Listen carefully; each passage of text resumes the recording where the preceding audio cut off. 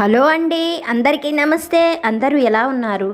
అందరూ ఆరోగ్యంగా, క్షేమంగా, సంతోషంగా బాగుండాలి అని మనస్ఫూర్తిగా మనందరి తరపున అమ్మవారిని వేడుకుంటున్నానండి. అలాగే మనందరి కోరికలు కూడా తీరాలి అని, బాబాగారు చూపించేటువంటి సన్మార్గంలో నడవాలని, గురు ఆశీస్సులు ఎల్లప్పుడూ మనందరిపై ఉండాలని మనస్ఫూర్తిగా మనందరి తరపున బాబాగారి పాదాలనంటి వేడుకుంటున్నాను.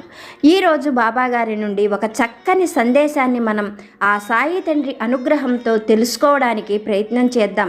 ప్రతినిత్యము బాబాగారి నుండి ఎన్నో మంచి మంచి విషయాలను వినగలుగుతున్నాం. మన సాయి సద్గురువుల వలె ముందుండి నడిపించే సద్గురువులు లభించడం ఎన్నో జన్మల గొప్ప పుణ్యభాగ్యం. అంతటి భాగ్యాన్ని మనకి ప్రసాదించిన ఆ సాయి సద్గురువుల పాదాలకు మరొక్కసారి నమస్కరించుకుందాం. వీడియోని పూర్తిగా చూడడానికి ప్రయత్నం చేయండి. వీడియో నచ్చితే లైక్ చేసి సపోర్టు చేయండి. సపోర్టు చేస్తున్న ప్రతి ఒక్కరికి పేరు పేరున మరొక్కసారి నా హృదయపూర్వక ధన్యవాదాలు. మరి ఈరోజు బాబాగారి సందేశం ఏమిటో భక్తితో వినడానికి ప్రయత్నించండి. తల్లి, నువ్వు సంతోషపడే మాటను ఈరోజు నీకు చెప్పబోతున్నాను కనుక మనస్సు పెట్టి నేను చెప్పే మాటను శ్రద్ధగా విను.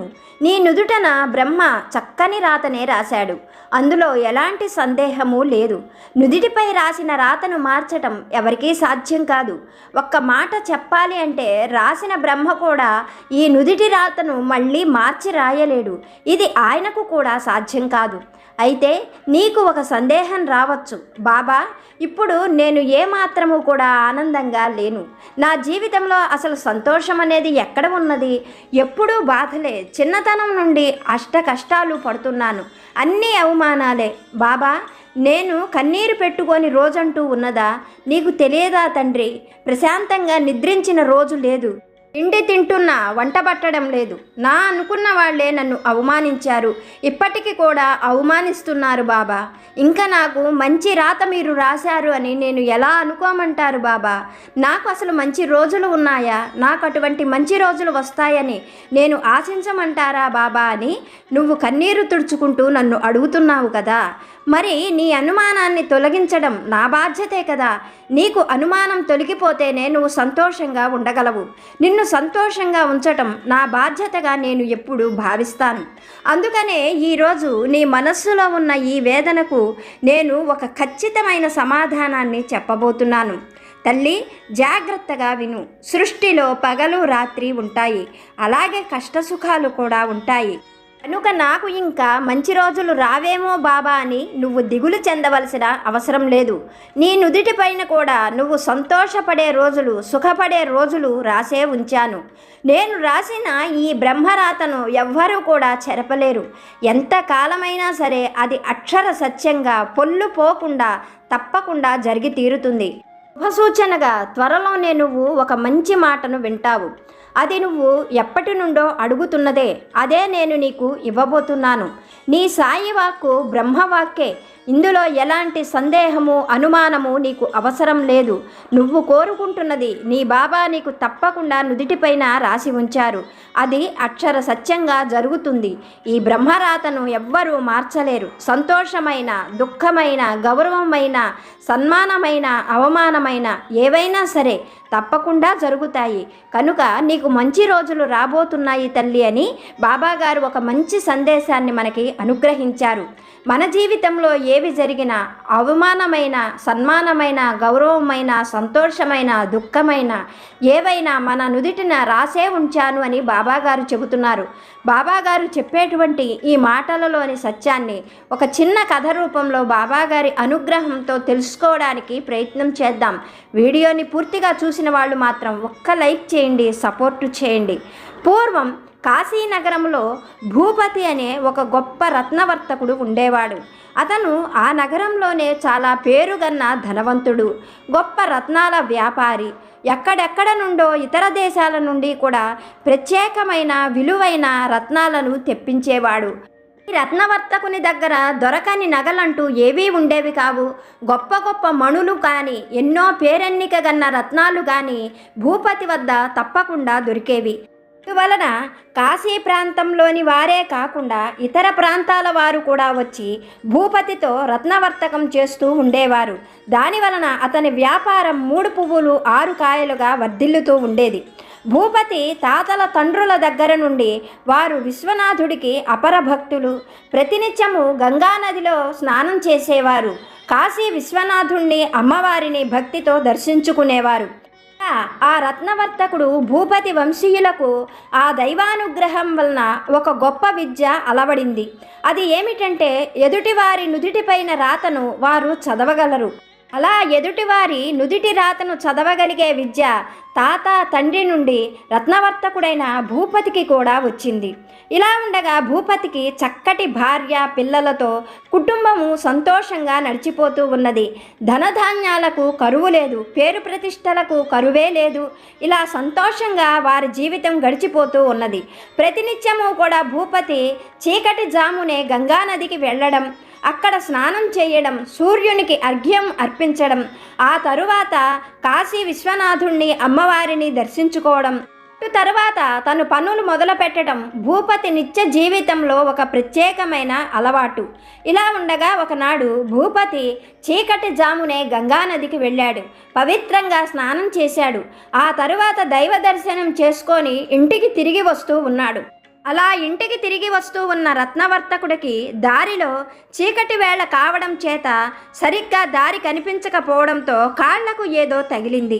ఆ కాళ్లకు తగిలింది ఏమిటో అని కిందకి వంగి చూశాడు.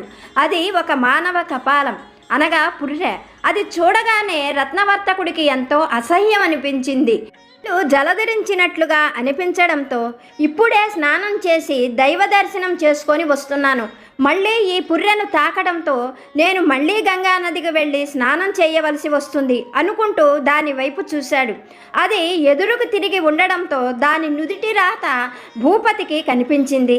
నుదిటి రాత కనబడడంతో భూపతికి ఆసక్తి పెరిగి ఆ పుర్రెను చేతిలోకి తీసుకొని దాన్ని పరిశీలనగా చూశాడు. దాని నుదిటిపైన ఈ విధంగా రాసి ఉంది: ఈ జీవుడు భూమిపై పడిన దగ్గర నుండి దురదృష్ట జీవితం గడపవలసి ఉంది. ఆనందము అదృష్టము అనేవి ఇతని నుదిటిపై రాసి లేవు. ఇతని జీవితమంతా అవమానాల పాలు కావలసి ఉంది. తల్లిదండ్రులు మొదటగా ఇతడిని అవమానిస్తారు. ఇతడు ఉంటున్న ప్రాంతం వారు ఇతడిని అవమానిస్తారు. కట్టుకున్న భార్య ఇతడిని అవమానిస్తుంది. చివరికి చాలా దారుణంగా ఘోరాతి ఘోరంగా ఇతడు మరణించవలసి ఉంది. ఇతడు మరణించిన 500 సంవత్సరాల తరువాత ఒక ఆడదాని చేతిలో మళ్ళీ ఘోరంగా అవమానింపబడి తరువాత ఇతడి అవశేషాలు గంగానదిలో కలపబడతాయి. అప్పుడు మాత్రమే ఇతడి జన్మకు విముక్తి దొరుకుతుంది అని ఆ పుర్రెపై బ్రహ్మరాత రాసి ఉంది. ఆ బ్రహ్మలిఖితాన్ని చూడగానే భూపతికి ఆశ్చర్యము అయోమయము కలిగాయి. ఎందుకనగా ఒక మనిషి బ్రతికున్నప్పుడు అతడిని అవమానించవచ్చు, గౌరవించవచ్చు, సన్మానించవచ్చు.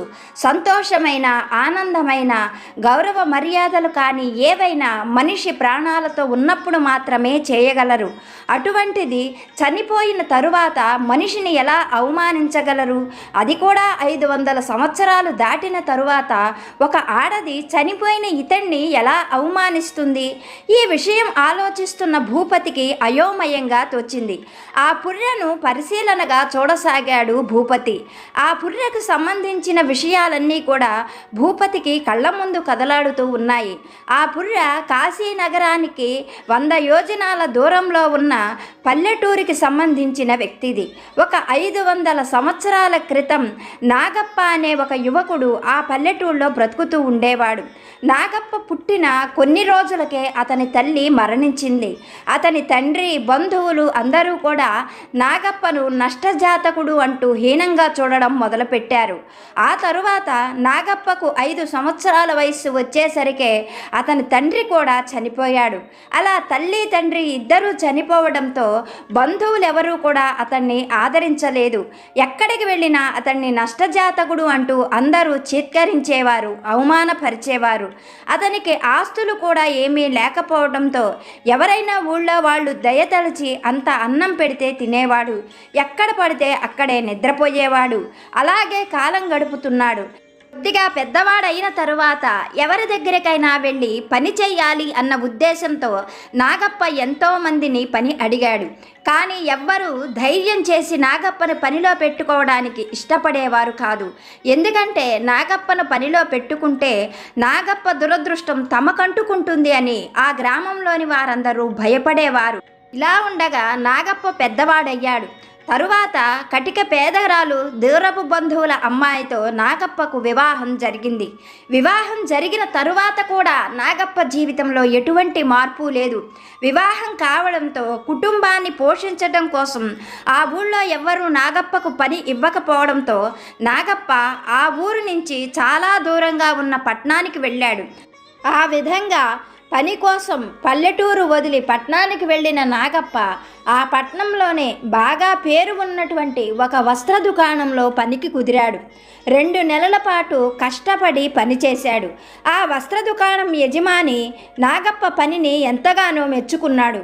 కానీ నాగప్ప తీరు తెన్ను బాగా గమనించి అతనికి డబ్బులు ఎగవేయాలి అన్న ఉద్దేశంతో అతనిపైన దొంగతనం నేరం మోపి తనను పనిలో నుండి తీసివేశాడు. వస్త్ర దుకాణంలో పని పోవడంతో ఆ నగరంలోనే మరెక్కడైనా పని దొరుకుతుందేమో అన్న ఉద్దేశంతో నాగప్ప ఆ నగరమంతా తిరిగాడు. కానీ అతని ప్రయత్నం వృధా ప్రయాసగానే ఉండిపోయింది. చేయగలిగింది ఏమీ లేక మళ్ళీ నాగప్ప తన గ్రామానికే తిరిగి వచ్చాడు. ఒట్టి చేతులతో వచ్చిన నాగప్పను చూసి భార్య ఎంతగానో అసహించుకుంది, అవమానంగా భావించింది. ఇంకా అతనితో ఉండడం ఏమాత్రం సరికాదు అన్న ఉద్దేశంతో భార్య అతన్ని తీవ్రంగా తిట్టి అవమానపరిచి అతన్ని వదిలిపెట్టి వెళ్ళిపోయింది. అలా భార్య కూడా తనను అవమానంగా మాట్లాడటం వదిలిపెట్టి వెళ్ళిపోవడంతో నాగప్ప ఇంకా ఆ గ్రామంలో ఉండలేకపోయాడు. తను పుట్టిన దగ్గర నుండి అన్ని అవమానాలే భరిస్తున్నాడు. ఇంకా ఆ గ్రామంలో కనీసం తనకి గుప్పెడు అన్నం పెట్టేవారు కూడా ఉండరు. ఒకవేళ పెట్టినా అందరూ కూడా నానా రకాలైన మాటలు మాట్లాడుతూ ఉంటారు. ఈ బ్రతకడం కన్నా కూడా చనిపోవడమే మంచిది అని నాగప్ప తీవ్రమైన నిర్ణయం తీసుకున్నాడు. అలా ఆలోచించిన నాగప్ప ఆ చనిపోయేదేదో కాశీలో చనిపోతే తనకు పుణ్యమైనా వస్తుంది అన్న ఉద్దేశంతో ఆ గ్రామం నుంచి కాశీ నగరానికి బయలుదేరాడు. దారిలో ఎవరైనా దయతలిచి పెడితే తినేవాడు. ఎక్కడ తిన్నాడో ఎక్కడ పడుకున్నాడో అలా కష్టపడి రోజులు తరబడి నడిచి కాశీనగరం పొలిమేరలకు చేరుకున్నాడు. అప్పటికే సరిగ్గా తిండి నిద్ర లేక నాగప్పకు పూర్తిగా అనారోగ్యం ఆవహించింది. పూర్తి విరక్తి చెందిన నాగప్ప ఆ దగ్గరలోనే ఉన్న మర్రి చెట్టుకి తన పై వస్త్రంతో ఉరివేసుకొని అవమానకర రీతిలో మరణించాడు. అదంతా కూడా భూపతి చేతిలో ఉన్న పుర్రెను గమనించగానే భూపతికి మనోనేత్రాలకు కనిపించింది. నాగప్ప పడ్డ బాధలు తలుచుకొని రత్నవర్తకుడి మనస్సు కరిగిపోయింది. కానీ అతనికి అర్థం కాని విషయం ఒక్కటే అతన్ని అయోమయానికి గురి చేస్తున్నది. మనిషి బ్రతికి ఉన్నప్పుడు అవమానపడవచ్చు, గౌరవము సన్మానము పొందవచ్చు. అంతేకాని చనిపోయిన తరువాత ఆ వ్యక్తిని ఎవరైనా మాత్రం ఎలా అవమానించగలరు? అసలు ఇది ఎలా సాధ్యపడుతుంది? బ్రహ్మదేవుడు ఇటువంటి రాతను ఎలా రాయగలిగాడు? అసలు ఇది ఎలా జరుగుతుంది అని రత్నవర్తకుడైన భూపతి చాలాసేపు ఆలోచించాడు. తరువాత అతను ఒక నిర్ణయానికి వచ్చిన వాడిలాగా ఆ చుట్టుపక్కల బాగా పరికించి చూశాడు. కనుచూపు మేరలో అతనికి ఒక పెద్ద మర్రి చెట్టు కనిపించింది. వెంటనే భూపతి ఆ మర్రి చెట్టు దగ్గరకు చేరుకొని తన చేతిలో ఉన్న పుర్రెను ఆ మర్రి తొర్రలో ఉంచి మళ్ళీ తను గంగానదికి వెళ్ళి స్నానం చేసి తన పనులు ముగించుకొని ఇంటికి వెళ్ళిపోయాడు. అప్పటి నుండి ప్రతి నిత్యము కూడా భూపతి గంగానదికి స్నానానికి రావడం, దైవ దర్శనం చేసుకోవడం, ఆ తరువాత ఆ దారిలో వస్తూ ఆ మర్రి చెట్టు తొర్రలో ఉన్న పుర్రెను కాసేపు చూడడం, ఆ పుర్రెతో కాసేపు 4 మాటలు మాట్లాడడం, మళ్ళీ తన దారిని తను వెళ్ళిపోవడం, ఇది నిత్యము ఆ రత్నవర్తకుడు చేస్తున్నటువంటి పని. ఇలా కొన్ని నెలలు గడిచిపోయింది. ఒక రోజున రత్నవర్తకుడి దూరపు బంధువులు కొంతమంది వచ్చి అతన్ని ప్రత్యేకమైన పని మీద 10 రోజులు రావలసిందిగా బ్రతిమిలాడి అతనిని తమతో పాటు తీసుకొని వెళ్ళిపోయారు. అలా రత్నవర్తకుడు వెళ్ళిపోయిన తరువాత అతను తన పనులు ముగించుకొని మళ్ళీ నగరానికి వచ్చాడు. అతను ఎక్కడికి వెళ్ళినా మర్రి చెట్టు త్వరలో ఉన్న ఆ పుర్రె గురించి ఆలోచిస్తూ ఉండేవాడు. మరునాడు కూడా గంగానదికి వెళ్ళి స్నానం చేసి దైవ దర్శనం చేసుకొని గబగబా మర్రి చెట్టు తొర్ర దగ్గరకు వచ్చాడు ఆ రత్నవర్తకుడు. తను తొర్రలో దాచినటువంటి పుర్రెను చూడాలనుకున్నాడు. కానీ ఆ పుర్రె మాత్రం అతనికి కనిపించలేదు. చుట్టూ కూడా చాలాసేపు వెతికిన రత్నవర్తకుడికి ఆ పుర్రె మాత్రం కనిపించలేదు. ఆ పుర్రె ఏమైందో అతనికి అర్థం కాలేదు. తనకు తప్ప మరి ఎవరికీ కూడా ఆ మర్రి చెట్టు తొర్రలో పుర్రె ఉంది అన్న విషయం తెలియదు కదా. మరి ఈ పుర్రె ఏమైపోయిందా అని ఆలోచిస్తూ అలాగే ఇంటికి చేరుకున్నాడు. సంధ్యావందనాది కార్యక్రమాలు చేస్తున్నాడు. కానీ అతని మనస్సులో లేదు.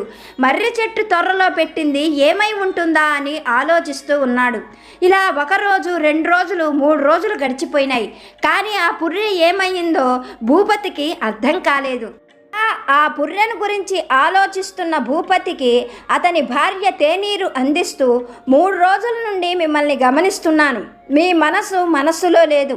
మీరు ఏ విషయం గురించి ఆలోచిస్తున్నారో నాకు బాగా తెలుసు అన్నది. ఆ మాటలకు భూపతి నవ్వుకుంటూ, పిచ్చిదానా, నేను దేని గురించి ఆలోచిస్తున్నానో నీకెలా తెలుస్తుంది అని అడిగాడు. అందుకు అతని భార్య, మీరు మర్రి చెట్టు తొర్రలో దాచిన మీ 2వ భార్య పుర్రె గురించే కదా మీరు ఆలోచిస్తున్నది అని పలకగానే భూపతికి నోట మాట రాలేదు.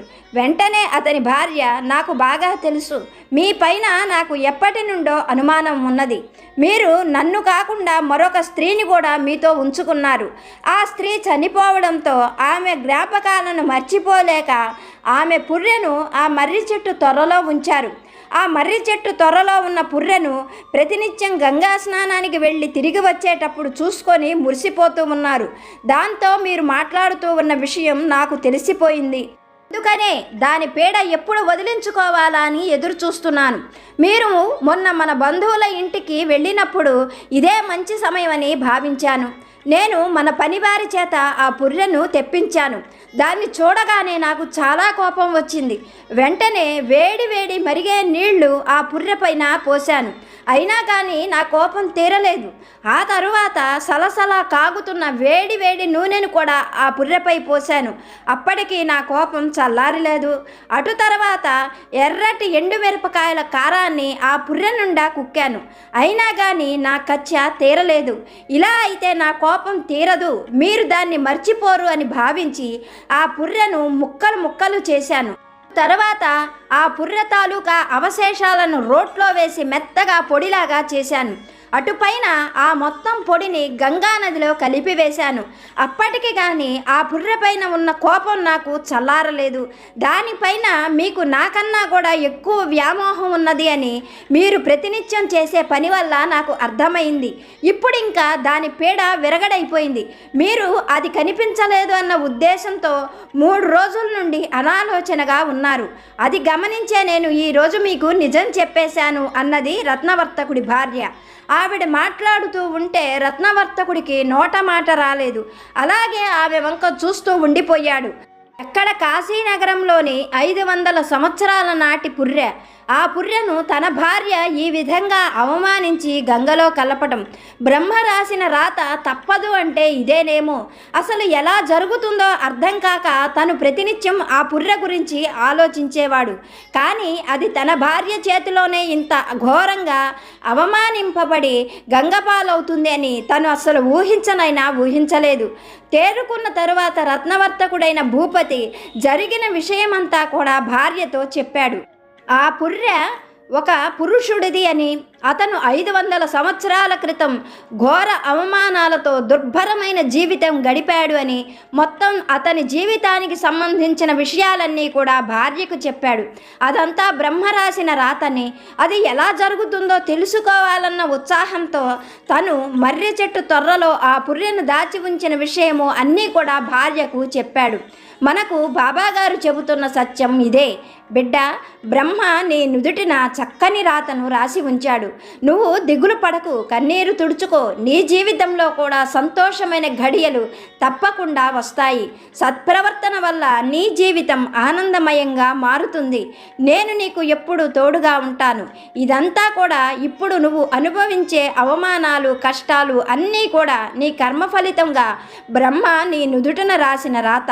అలాగే నీ సత్ఫలితాలకు నీకు మంచి రోజులను, సంతోషకరము, ఆనందం కలిగించే ఘడియలను కూడా బ్రహ్మ నీ నుదుటన కూడా రాసి ఉంచాడు తల్లి. కనుక మంచిని ఆహ్వానించేందుకు, ఆనందమైన జీవితం కోసం సిద్ధంగా ఉండు అని బాబాగారు ఒక మంచి సందేశాన్ని మనకి అనుగ్రహించారు. ఓకే ఫ్రెండ్స్, ఇప్పటి వరకు వీడియో చూసిన మీ అందరికీ పేరు పేరున నా హృదయపూర్వక ధన్యవాదాలు. వీడియో చూసిన వాళ్ళు మర్చిపోకుండా లైక్ చేయండి. మన ఛానల్ని కొత్తగా చూసేవాళ్ళు సబ్స్క్రైబ్ చేసుకొని సపోర్టు చేయండి. సపోర్టు చేస్తున్న మీ అందరికీ పేరు పేరున నా హృదయపూర్వక ధన్యవాదాలతో మరొక మంచి వీడియోతో బాబాగారి దివ్యాశిస్సులతో మళ్ళీ కలుసుకుందాం. సర్వే జన సుఖినో భవంతు.